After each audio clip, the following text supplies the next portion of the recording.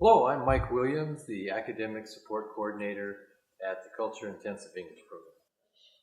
My favorite aspect of teaching English is working with students, of course, not only talking to them or lecturing in the classroom, but getting them to correspond and talk to each other in the class and to work on assignments in small or groups or in pairs so that they can accomplish the tasks they need to do to succeed in the class.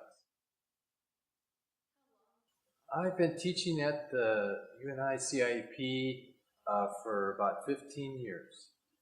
My favorite aspect of teaching at the UNI CIEP is, of course, working with the students and seeing them succeed in the class, and sometimes they might struggle with different aspects of the language, and that's where I think I come in to try to encourage and also help them in areas where they might feel stuck and have some challenges. I also like working with my colleagues in the CIP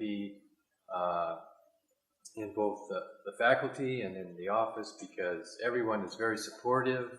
We share ideas. It's a very creative atmosphere, and I think we learn a lot. I learn a lot about the entire program.